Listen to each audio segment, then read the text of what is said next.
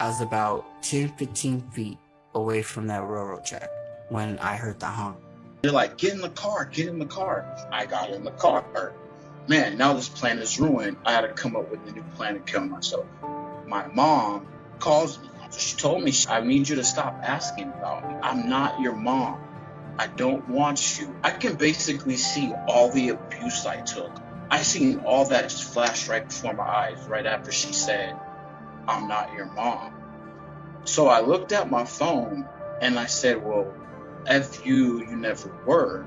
And I tossed the phone out the window and I looked at my friend in the driver's side. F this. I opened the door and jumped out. Boom.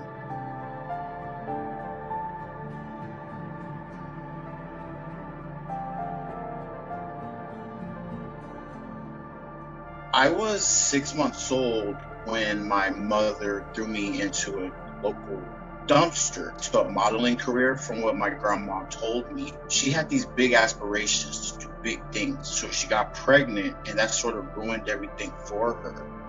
It just so happens that one of the neighbors happened to be taking out her trash and they looked and said, oh my God, I know this baby. I know his mom.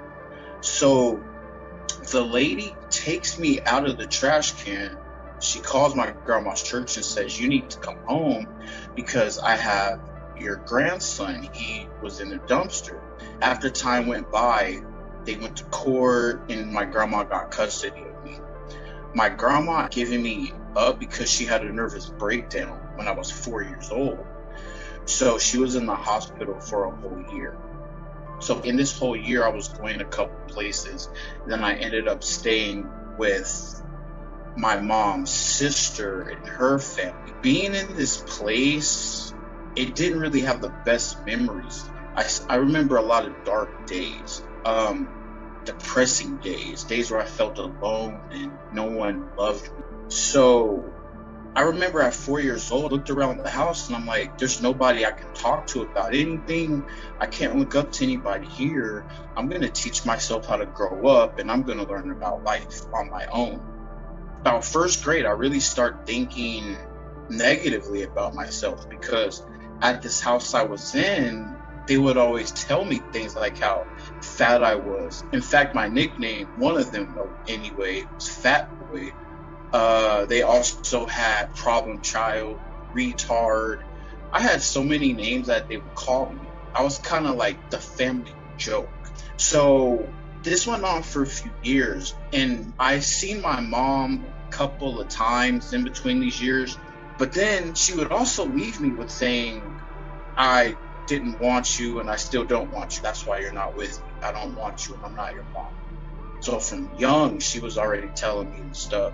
So then that makes my self-esteem like way worse about myself. The thing is with this family I was with, it's like we'd go to church like all the time. And it was so much child abuse, like physical and mental child abuse. It sucked. And I wondered like, how can these people call me all these names? How can they treat a child so bad? But we go to church all the time. I don't know if God would want you to be like that. And I had so many questions about God, and I was always told, don't question God. Question God, you're gonna burn in hell. So by the time I was like 8 years old, I started cutting myself. I spent a lot of time in my room alone. So I really wasn't allowed to be out in the living room with everybody else. About 10 years old, I started writing music because I didn't really want to cut myself anymore. And being as young as I was, I somehow knew that I needed some type of therapy. I looked for like a God as therapy, but I was always like under the impression I was going to burn in hell. I was scared. I was really scared to really question anything. So I remember I ended up writing some lyrics about them and they found them.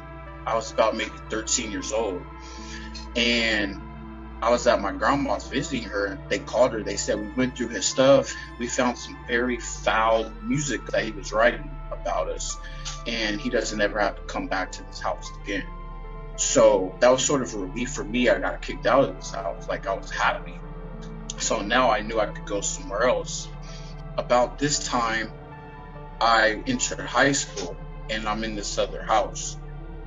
I went through about a couple houses in high school, and I was like very popular in high school, so I didn't have any much suicidal thoughts. All that stuff really went away. High school's over, so all my friends and people I know are moving on, doing their own things in life. The depression came back. Like, I see all my friends have their families and their loved ones and support systems there, and I never really had that. I was in my early 20s. I was, still working. I had a lot of jobs around this time. I got like down on myself because when my friends start getting their houses, their cars, and everything, getting help from people, and here I am playing catch up. Like, so I have to do everything the long way, and I'm all I got. And it kind of like really got under my skin. By this time, the depression got so bad I started planning suicide. I'm gonna get out of here. With a depressive mind and like suicidal thoughts, you become antisocial, and then you don't really want anybody around. You have this fear of being around people because you're always thinking these negative thoughts that people are after you, they're out to get you, and nobody's with me, God doesn't love me. So all these thoughts, and it's like, if God doesn't even love me, what's the point of me being here? How come my mom threw me in the dumpster? How come my family doesn't even care about me? So I felt alone. So yeah, I was alone, so I felt like maybe the best thing for me to do was leave. I tried to take all the pills I could, still didn't help. I got bored of it. Tried to drink all the liquor I could, didn't help. I got bored of that. And one day I'm just like, I'm gonna take myself out of here. So I planned, do I do like drown myself? What do I do? So I came to a plan that I'm gonna go to the train station. I go to the train station all day, sitting in my just dark misery. I'm looking at every train that passed by that day, and so I can know exactly what time I want to leave to get hit by this train. Just lay down and boom, just get hit. But as I had the plan, I was about to activate this plan. I had the exact time and day I was going to do it. It just so happens, I say maybe a couple days before I was going to plan it, I happened to be at my friend's house. We were having like a heated discussion. I'm like, well, you know what? I'm out of here. And then I left. I was about 10-15 feet away from that railroad track when I heard the honk. They're like, get in the car, get in the car. So I got in the car, and I'm like, man, now this plan is ruined. I had to come up with a new plan to kill myself. So I get in the car, and out of all the times in the world, my mom calls me. I haven't heard from her in years. And I'm thinking, like, this could be a sign from God or something. Like, maybe she could change my mind to make me not want to kill myself. But totally the opposite of what I thought. I answered the phone, and I asked her, how did you even get my number in the first place? She said, well, your grandma gave me your number, and she said you were asking about me. So she told me, I need you to stop asking about me. I'm not your mom. I don't want you. Again, I'm not your mom. So I looked at my phone. I can basically see all the abuse I took, all the horrible names I was called, all the ways I was made fun of as a child in this home that I was living at. And I seen all that just flash right before my eyes right after she said, I'm not your mom. So I looked at my phone and I said, well, F you, you never were. And I tossed the phone out the window, and I looked at my friend in the driver's side. F this. I opened the door and jumped out. Boom. Okay, I just remembered this. Boom. And that's like when my near-death experience starts. Just boom. It sounded like this muffled sound in the back of my head. So I was like, that hurt. Well, I'm going to get up now and just walk back home. I just kept trying to get up. And then something keeps saying, I wouldn't do that if I were you. So I'm like, man, whatever. So I keep trying to get up, and I felt myself pushing out of my body. I didn't know I was going out of my body at this time. I just thought I was like getting up. So as soon as I literally get up, I see my body laying on the concrete next to me. But I'm like, no, I'm tripping. I'm gonna go home or something. I'm just gonna go eat. I took about 3 steps, poof, midair, nothing but colors. I just seen like black, blue, green, all these different colors just swarming everywhere. It was like this nothingness, but it was somethingness. I felt the most dominant, strongest presence I've ever felt, and I knew it was God, source, whatever you want to call it. It was that, and it was just undeniable. So I knew there was no doubt about this. I felt it.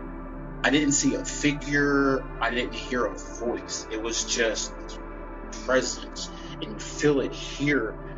And certain thoughts through telepathy were said. So I'm hearing it here, not audibly, but I'm hearing it here, and I'm feeling it here in my heart. But everything like that, this source says is like lightning. Every time he talks, it's just pew, pew, like lightning strikes every time. That's how strong it was. All the questions that I've had in my head, like in order, were answered as they were in my head. So he says, let me reintroduce myself. I am God, because I knew him as God. So I knew if I would have said, hey Chuck, hey Bill, hey Harry, he would have said like, hey, I'm Harry, like, let me reintroduce myself. But I knew him as God. So he says like, I am God. Yes, I am real. Yes, angels are real. They're a gift from me.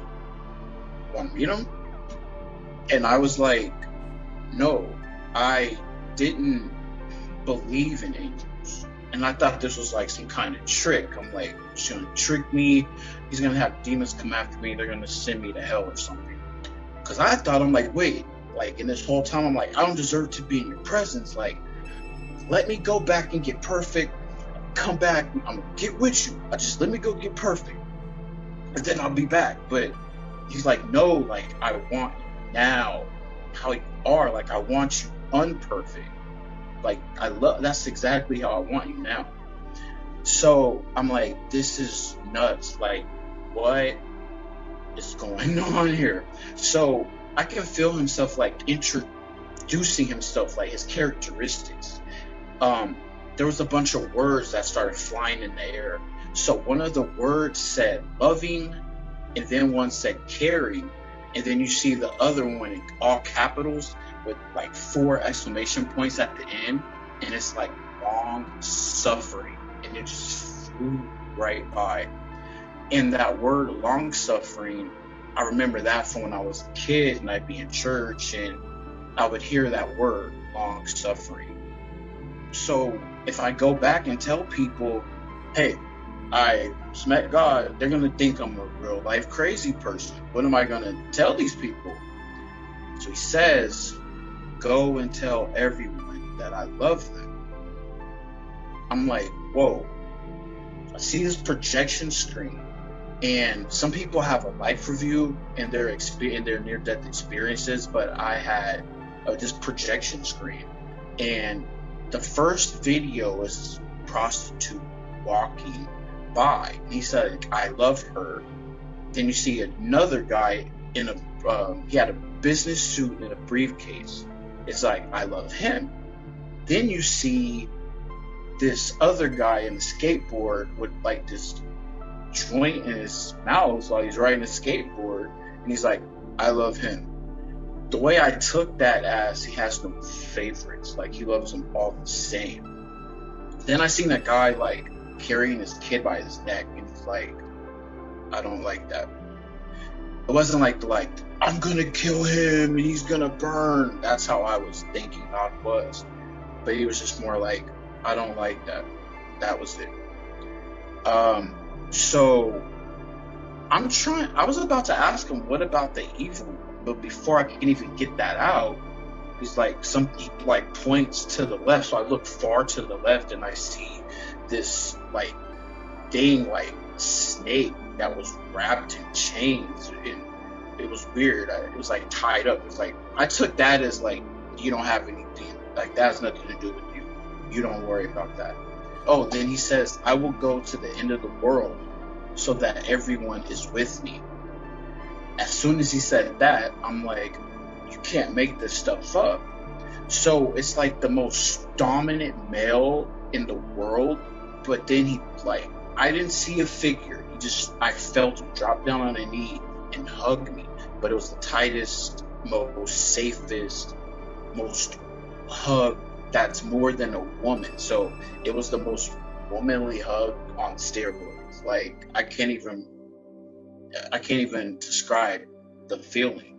You just don't want it to end.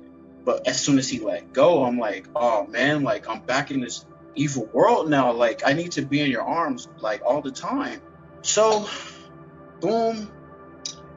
Now I'm literally in the air. Now everything I'm looking at is like, here's this church here, where I, like, literally, like, right where I jumped out the car was right by a church and a police station. Go figure.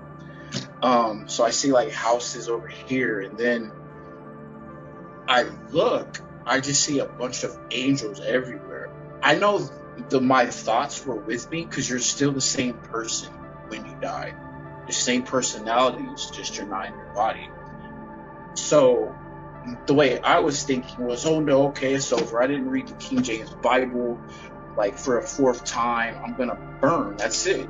It's over. I seen, like, all these Bibles just being thrown in the air everywhere.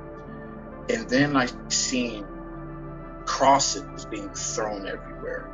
And I know, like, these crosses came from the Baptist Christian church and the Pentecostal church that taught, basically, even if you breathe wrong, you're going to burn for eternity. But as I'm looking everywhere, there was these two angels in particular that seemed very familiar. So one, I was on one side, one on the other side. They're both, like, grabbed me by my arm. I'm like, no, I'm like, get me out of here. Get me out of here. I got to get out of here. They're like, it's okay. Calm down. Like, we love you. You're going to be okay. And I literally look, and on my left side, it was like this one angel that's beetle type of face, because that's the only way I can really describe it. There was so much light to the face. It was like looking at the sun. It's about maybe 9 feet tall. Wings were wide, 5 foot this way going out. So this one looks at me and with a really stern voice says, are you sure you want to go? But not audibly. It was telepathically. So he's like, are you sure you want to go? So I looked, and I'm like, I'm going to turn around to the other angel now. You know, maybe I'll get some luck with this one. This one right here, literally, brown slippers, blue jeans, and a red flannel shirt that the sleeves were rolled up to his elbows. And he was super ripped. He was jacked out of his mind. I was like, man, like, I need to do some workout when I get home. I'm gonna go to the gym. I get out of here. Just let me go. Give me another chance, you know? I thought this one was gonna kill me because he was, like, so big, but as big as he was the soft-spoken. He says, you have so much to do for so many people. And I'm like, wait, who? Me? I have so much to do for so many people? Like, do you guys have the right one? Do you not know the kind of stuff I've done out and down there? They're like, look down. So I look down, and I see my body. I see my friend way over far away from me, and then I see the paramedics over me, and a bunch of just flashing lights. I guess it was like maybe the cops and ambulance and fire truck, all these people. But I'm looking at myself. So I look back up, and they're like, no, look again. You need to see this stuff happens. At that moment, I knew angels were real, because they know how much trust issues I have. And I basically have to see the proof in order for me to believe it. So that way I know it's true, they were real. So that's when they told me, look again. That's when I knew. So I look back, I look down again, focus zooms in like a camera, I see everything just perfectly. That's my body. I even told my right angel, I'm like, how can I be down there when I'm right here? This stuff really does happen. I didn't know that. Okay, I believe it now. There is an afterlife. So my right angel and my left angel, they both asked me, do you want to stay or do you want to go? And there was this cloud with a hole. I like to call it a donut hole, because if I were to have crossed over to this hole, I would have went all the way to the other side. And I knew that, but I felt this urge to go back to Earth, because as soon as I heard you have so much to do for so many people, I knew, like, okay, yeah, you have so much to do for so many people. So I decided I would go back. I woke up in ICU and they said I was out for a few days. I remember them calling me Miracle and saying that we thought you were dead. We didn't think you were coming back. They said I hemorrhaged I don't know how many times, and they said there was nothing. I was gone.